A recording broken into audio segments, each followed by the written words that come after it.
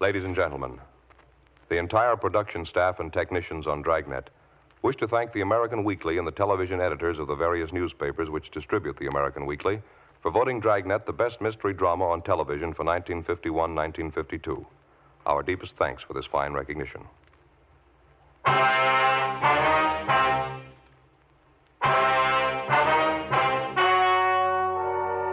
story you are about to hear is true. The names have been changed to protect the innocent. Fatima Cigarettes, best of all king-size cigarettes, brings you Dragnet on both radio and television.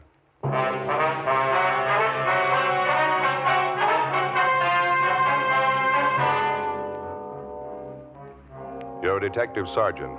You're assigned a juvenile detail. An 8-month-old baby is stolen from its mother. It's the third case of child stealing reported in less than 3 weeks. There's no lead on the suspect. Your job, get him. Compare Fatima with any other king-size cigarette. Yes, compare Fatima with any other king-size cigarette. 1. Fatima's length filters the smoke 85 millimeters for your protection. 2. Fatima's length cools the smoke for your protection. 3. Fatima's length gives you those extra puffs, 21% longer than standard cigarette size. Fatima gives you more for your money. And in king-size Fatima, you get an extra mild and soothing smoke, plus the added protection of Fatima quality. Buy Fatima in the bright, sunny yellow pack. Best of all, king-size cigarettes.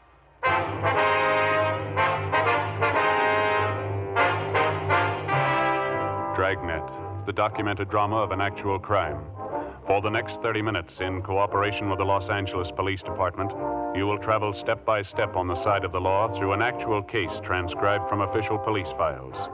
From beginning to end, from crime to punishment, Dragnet is the story of your police force in action.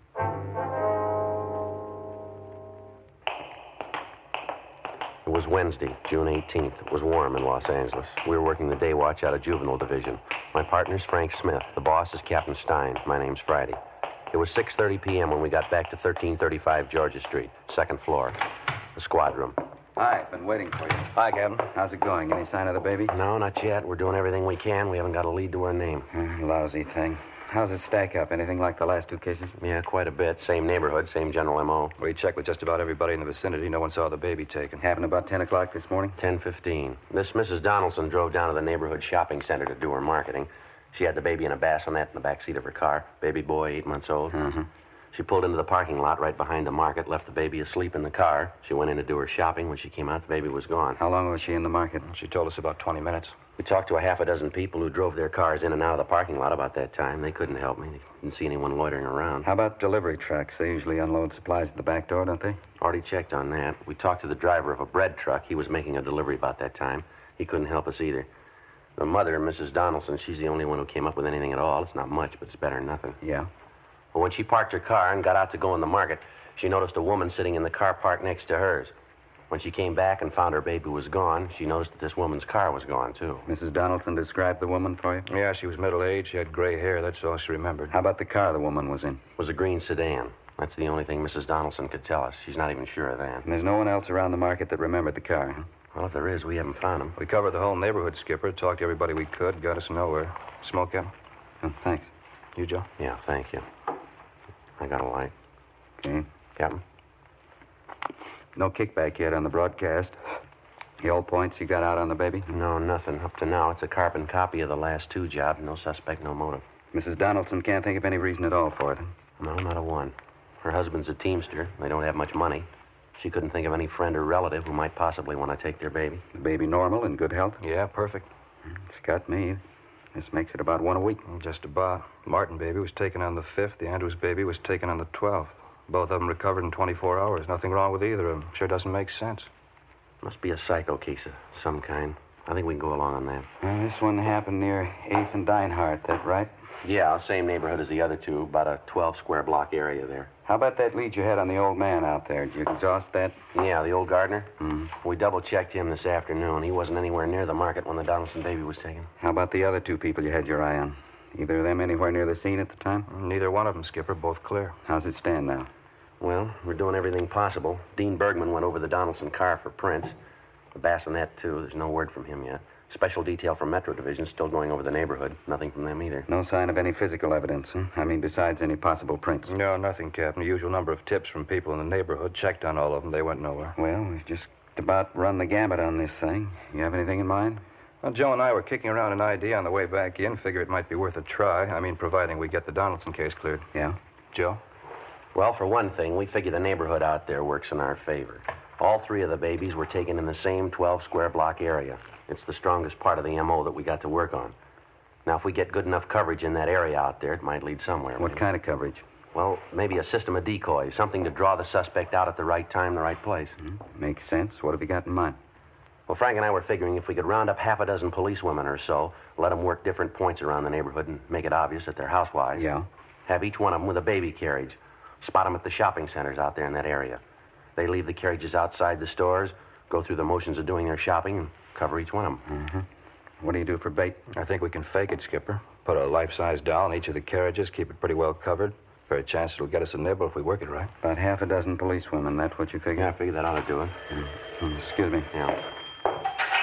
Juvenile Division, Captain Stein. Yeah, that's right. How's that? I see. Mrs. Bolger. Yes, ma'am, I understand. How's that? Yes, ma'am, if you like. All right, thank you. Goodbye. Queer one. Yeah? Either one of you contacted Mrs. Marion Bolger the last month or so? No, it's not familiar to me. How about you, Frank? Don't recall the name. Why? Bolger. That was her on the phone. She wants to be investigated. Says she wants to prove to us that she's not involved in any of these child-stealing cases. How do you spell that name? Marion Bolger, B-O-L-G-E-R, Ewing Street address. No, I never heard of her. What's the pitch? Got me. She kept saying she's got to have her name cleared. She's innocent. Kept insisting she didn't steal the Donaldson baby. No, we didn't say she did. We don't even know the woman. You're going to. Check her out. We ran the name Marion Bolger through R&I, but there was no previous criminal record on her. 7:25 p.m. Frank Smith and I left the office and drove out to the Ewing Street address to interview the Bolger woman. Before we called at her home, we checked with some of the neighbors. Most of them had a favorable opinion of her. They described her as a pleasant woman, slightly eccentric. The only complaint was that the Bolger woman was very fond of children and that she kept most of the youngsters on the block well supplied with cake and candy, despite repeated objections from the youngsters' parents. Other than that, they seemed to like her. 8:05 p.m., Frank and I called on Mrs. Bolger, and she ushered us into a neatly furnished living room. She was an older woman, possibly in her early 60s, dark brown hair streaked with gray.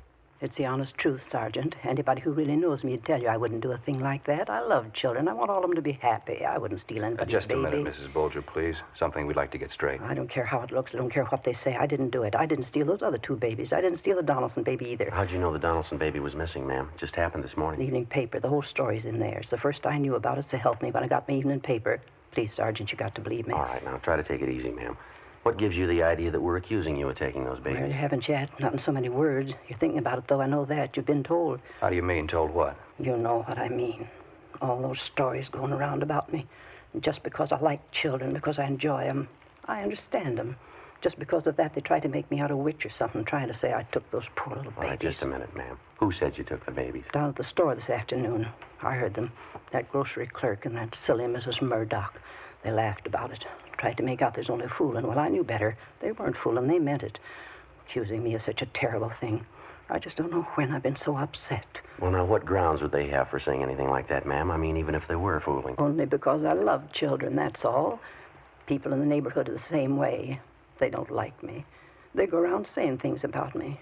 Just because I understand their children better than they do.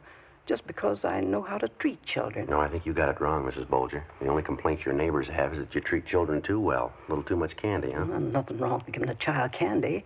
Good homemade fudge. I make it myself. Besides, how would you know about that? We talked to your neighbors, ma'am. They had a lot of nice things to say about you. Yes, I just bet they did. Nasty, dirty stories. They've been passing them all over the neighborhood about me. No, ma'am, you've got it wrong. Just let me show you. Come in here, this way, the dining room. Yes, ma'am. Look at that. Look at that. Yes, ma'am, it's very nice. You see how I decorated the table? Paper streamers all over the room. It is supposed to be a party for the children in the neighborhood. I worked a whole week getting it ready. I made the cakes myself, decorated them, too. I made everything in my own kitchen. Candy, sandwiches. Took me a whole week. And they didn't even come. They didn't come. Ma'am? The neighborhood children. It was supposed to be for them. Special summer party I wanted to give them today. They didn't even come. The parents wouldn't let them. Not one of them. It's a crime. Terrible crime. All this good food. Well, now, maybe there was a mistake, ma'am. There wasn't any mistake. I invited the children, 14 of them. Mothers wouldn't let them come. I had everything ready. Little favors for each one of them. Now, look. Ice cream's all melted. Hot cocoa boiled away to nothing. Yes, ma'am. Even the paper streamers are coming down. Such a mean thing to do. Keeping children from a party. Such a mean thing. Well, we don't like to bother you, Mrs. Bolger. Just like to ask you a few routine questions, then we'll let you alone. Anything you want to know, Sergeant? Can you account for your time this morning, ma'am, between 9 a.m. and 11 a.m.? Yes, of course I can. I was right here in the house getting things ready for the party. My friend Aggie Benson was with me. She's a school chum of mine. She was helping me get things ready. Well, then you didn't leave the house at any time this morning, then? No, sir, I didn't. You can ask Aggie. She'll tell you. Do you have a car, Mrs. Bolger? Oh, my, no. I wouldn't know what to do with it if I had one. I never learned to drive. Why'd you want to know? Just routine, ma'am. Well, I guess we better be going, Frank. All right, Jim. And you don't believe those stories, do you? I mean, just because I like children, I'd steal those babies. You don't believe that, do you? No, ma'am. We haven't any reason to believe it. I knew you'd understand. I wouldn't do a thing like that. I just love children, Sergeant. Never had any of my own. Living here by myself. No husband, lonely. Terrible thing being lonely. Yes, ma'am, it is. There's only one answer for it. Children. Big family. It's an old saying. It's very true. Ma'am. When you get to be 63, you want something else to wake up to beside the morning paper. 8:40 p.m. Before we headed back for the office, Frank and I made a thorough check on Mrs. Bolger, her background and her alibi. We found nothing to link her in any way with the child stealings. 9:15 p.m. We got back to the city hall and went directly to Leighton Fingerprints, where we met with Dean Bergman. He'd found several sets of prints on the Donaldsons' car and on the bassinet from which their baby had been stolen. Most of them were those of the parents, Mr. and Mrs. Donaldson. Bergman was unable to identify the 2 foreign prints found inside the car. We contacted the officers in charge of the special detail checking the neighborhood where the latest child stealing had occurred. They'd failed to uncover a lead. 7:48 a.m. the following morning. Friday? Morning, Captain. Good piece of news. The Donaldson baby, they just found him. Where? Highland Park area. They found him in a cardboard box. Apparently he's all right. A little exposure. Doctors are checking him over now, Georgia Street. How about the suspect? Any sign of him? Not a trace. It was little or no different than the first 2 cases. Some 21 hours after he'd been abducted from the car in the parking lot at the rear of the market near 8th and Dinehart, the Donaldson baby had been recovered apparently unharmed. The cardboard box in which the baby had been found was gone over for fingerprints. Routine investigation at the scene and in the neighborhood where the child had been found failed to turn up a lead on the abductor. Frank and I checked with Dr. George Hall, who'd examined the child. After that, we talked with Mr. and Mrs. Donaldson.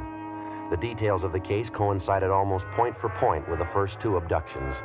The baby had been taken, then recovered in a 24-hour period. Outside a slight exposure, the child was unharmed. Also, like the 2 cases preceding it, something which the child was wearing at the time of his abduction was missing. In the first case, it was a small pink sweater. In the second, a pair of shoes the baby was wearing. In the case of the Donaldson baby, it was a sterling silver ID bracelet with the initials JD engraved on it. During the next 5 days, Frank and I ran down every lead we could get our hands on. They went nowhere. Our system of policewomen decoys was put in effect. It failed to get a rise. On the 6th day, Thursday, June 26th, 5:30 p.m., we got word of another child stealing, this time in the Echo Park area. We drove out to talk to the mother, a Mrs. Chester Osborne. Yeah, that's right. I did the same thing I do every morning. Gave the baby her bath, dressed her, put her out in the backyard in her buggy. She usually plays a while, then she takes her nap. And about what time did you discover your baby was missing? I don't know exactly. About 2 o'clock, I guess. Maybe a couple of minutes after. Went out to see how she was, looked in the buggy, and she was gone. Well, it's almost 6 o'clock now, Miss Osborne. How is it that you waited so long before you notified us? Just kept hoping it was a mistake, that's all. I went from house to house all over the neighborhood. Went as far as 3 blocks away. I asked everybody. Nobody saw my baby. You don't know what it means to me. Telephone, Miss Osborne. Would you answer it, please? Whoever it is, take the number. I'll call him back. Yes, ma'am. Be glad to. Hello. Yeah. Yes, sir. Oh, yeah, Harry. We're here now. This is Friday. How's that? When? I see. Where? That's all. Uh-huh. Okay, Harry, thanks. Yeah, tell him we'll be right in. Right away. Okay, bye. Well, that was our office, Mrs. Osborne. You can stop worrying now. What? It was about your little girl. She's all right. What do you mean? I just found her 3 blocks from here. Again, with the lone exception of the time element, the Osborne baby's abduction resembled closely the 3 previous cases. The crime occurred in the same general area. The same general method of operation was employed. And again, outside of slight exposure, the child was recovered unharmed. There was also an article of clothing missing, a pink knitted bonnet. And, as in the previous 3 cases, the suspect had abandoned the baby without detection. Routine investigation by the crime laboratory crew and juvenile officers working the case failed to turn up a lead. During the week that followed, additional personnel for both decoys and stakeouts were assigned to the area without results. Friday, July 4th, 10 a.m. Joe, you busy? What do you got, Frank? A gal by the name of Mildred Leslie just called in on this child stealing thing. Looks like it might be something. Yeah, what's the pitch? Well, this Leslie girl's employed as a maid for a Mr. and Mrs. Roth, R-O-T-H. Mm-hmm. She's a stockbroker. She's worked for him a year or so, she says. Yeah. The Leslie girl's an upstairs maid for the Roths. She's been following this baby stealing case in the papers right along. She thinks maybe Mrs. Roth can tell her something about it. Yeah, how's that? Well, the Leslie girl was cleaning Mrs. Roth's bedroom yesterday. She came across a few things stored back in one of the closets. Baby things. Pink sweater, pink bonnet, and a pair of baby shoes. Uh-huh. And she says they've all been used. They're not new. Well, a lot of mothers save baby clothes, things like that. No, the Roth woman wouldn't have a reason to. Yeah? She's never had any children.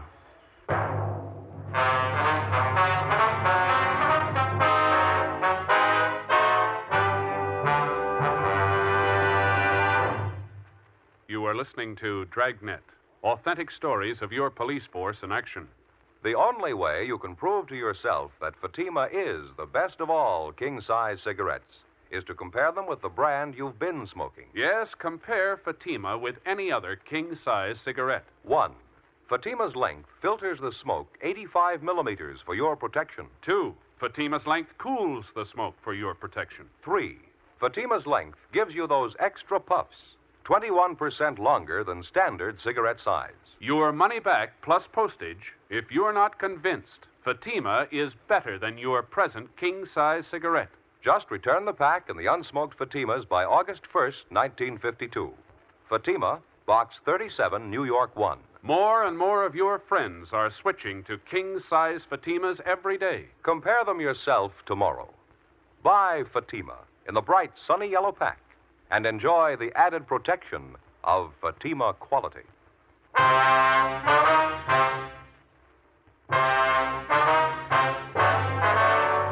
Friday, July 4th, 11 a.m. Frank Smith and I left the office and drove out to interview Mildred Leslie at her apartment. She told us substantially the same thing she told Frank on the phone. The Leslie girl had been employed as a maid by Mr. and Mrs. Roth for almost a year. She went on to tell us that for the last few months or so, Mrs. Roth, who was a fairly prominent clubwoman, had been acting peculiarly, and that Mr. Roth was worried about her. According to the Leslie girl, he'd consulted a doctor several times about his wife. As for the articles of baby clothing, they'd been found stored back on a shelf in Mrs. Roth's bedroom closet. The Leslie girl told us that she happened to find them while cleaning and dusting Mrs. Roth's bedroom. Each of the articles she claimed she saw seemed to tie in directly with the child stealings. A pink sweater, a pink bonnet, a pair of baby shoes. Identical items of clothing had been taken from each of the previous abduction victims. After we left Mildred Leslie, Frank and I got to a phone, called the record bureau, and had them make a run for us on Mrs. Roth. She had no previous criminal record. 1:20 p.m. We called Mr. Roth at his place of business, but the office was closed because of the 4th of July holiday. We got in the car and drove out to the Roth home, an old 2-story mansion just above Silver Lake Reservoir. Mrs. Roth wasn't at home. We interviewed her husband in the living room. What seems to be the trouble, Sergeant? Why would you want to see my wife? There's a few questions we'd like to ask her, Mr. Roth. Can you tell us where she is now? She took a drive with some friends of hers. I think they were going down to the beach club. Why? But we're investigating a juvenile case, Mr. Roth. We think maybe your wife can give us some information on it. Well, I'm sorry she isn't home. It's too bad you didn't call this morning. She didn't leave until after 11. She'll be home later tonight if you care to call back. You're sure it's not something I can help you with? Well, yes, sir, maybe you can. I'd like to ask you a few questions about your wife's activities the last month or so. Well, how do you mean? Some of the social work she does with the club? Not quite, Mr. Roth. You said you were from the juvenile division. Is it something regarding her work with the underprivileged kids?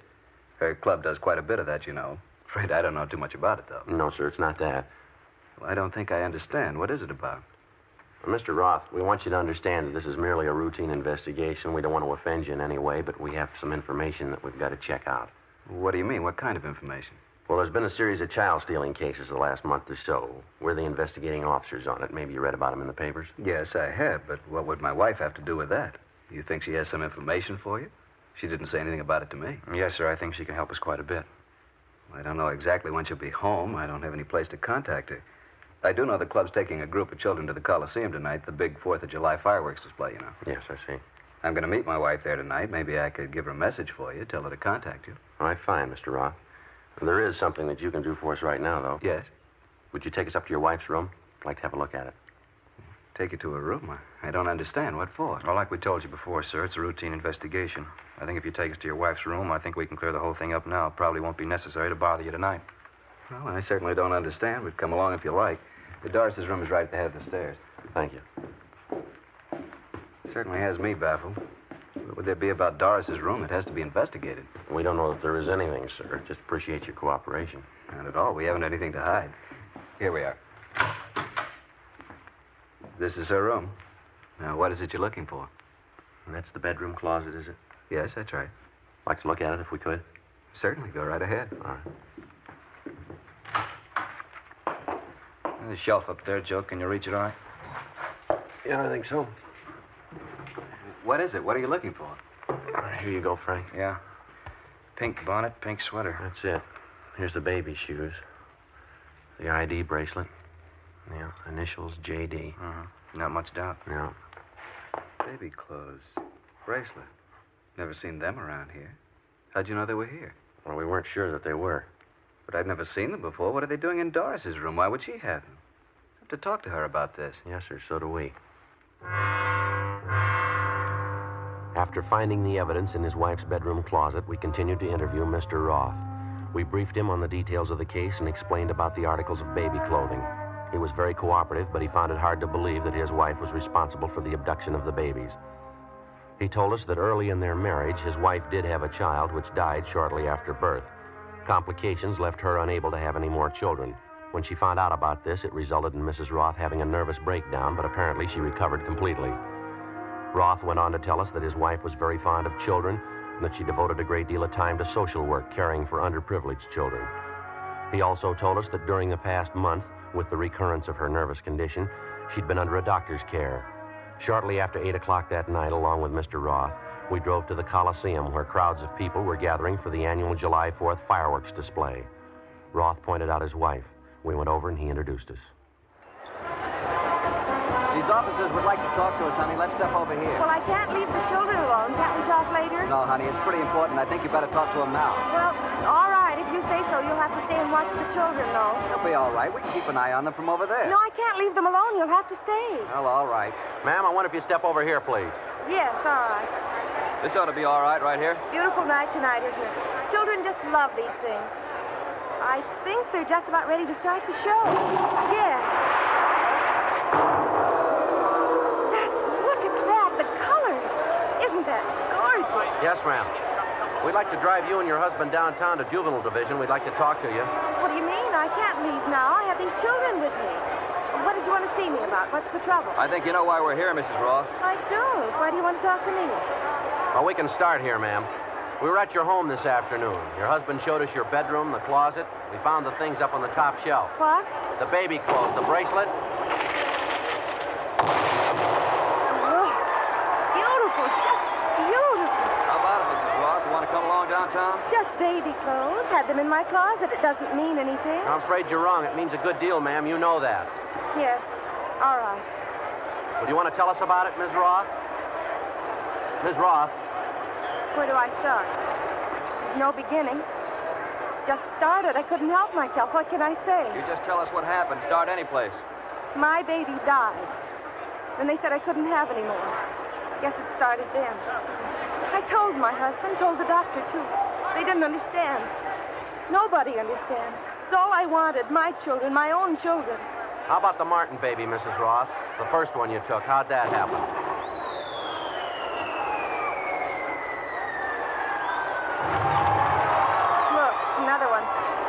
beautiful, white. Beautiful. What about it, ma'am? The Martin baby? How'd that happen? I saw him in the baby carriage outside the market there. Such a cute baby. Pulled the covers back, looked at him.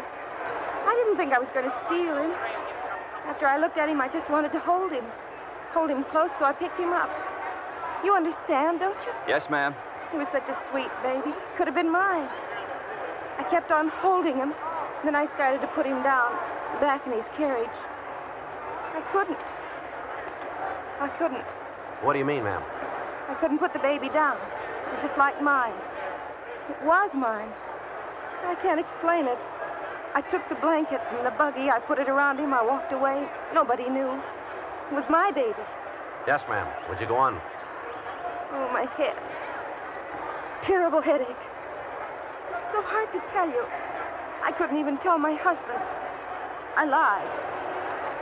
I'd take the baby and stop overnight at a motel and tell my husband lies. I couldn't let him know. Well, you knew you were doing wrong, didn't you? Yes, I knew it. Not when I was taking the baby, though. Not when I picked them up. Not when I held them in my arms, held them close. It didn't seem wrong. Most natural thing in the world. I just pretended. I'd pick the baby up and I'd hold it close. It was my baby. All of a sudden, it was my baby. Later on, I had to stop pretending. The baby wasn't mine. I had to give it back. Isn't that wonderful? Look, streamers, a shower of stars. It's marvelous. Why'd you abandon the children, ma'am, without notifying anyone? I knew they'd be found. I made sure of that. I always put them someplace where they had to be found. Terrible headache. You don't know what it's been like. I couldn't tell anyone, no one. Yes, ma'am. You about ready to go now? All right. I could only explain it to you. I mean, having a baby, then losing it. You don't know what it's like. No one will ever know what it's like. No one. You took 4 babies, ma'am. Yes. How about their mothers?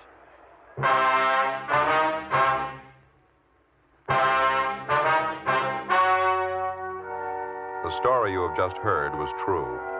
The names were changed to protect the innocent. On October 10th, trial was held in Superior Court, Department 88, City and County of Los Angeles, State of California. In a moment, the results of that trial.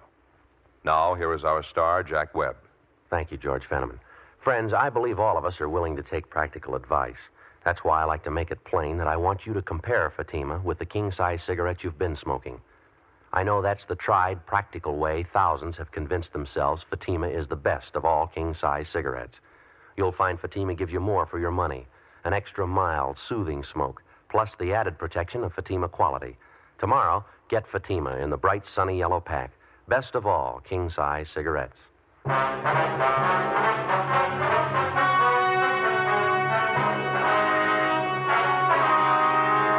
Doris Evelyn Roth was tried and convicted of child stealing under Section 278 Penal Code, 4 counts. She was placed on 5 years probation.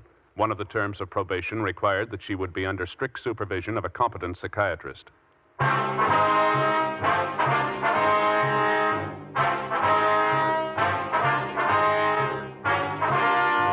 You have just heard Dragnet, a series of authentic cases from official files. Technical advice comes from the Office of Chief of Police W.H. Parker, Los Angeles Police Department. Technical advisors Captain Jack Donahoe, Sergeant Marty Wynn, Sergeant Vance Brasher. Heard tonight were Herb Ellis, Vic Perrin, Virginia Gregg. Script by Jim Moser. Music by Walter Schumann. Hal Gibney speaking.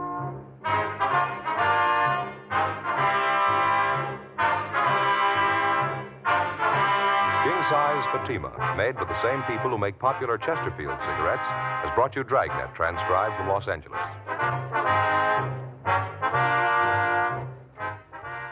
Each Thursday night, it's Counter Spy on NBC.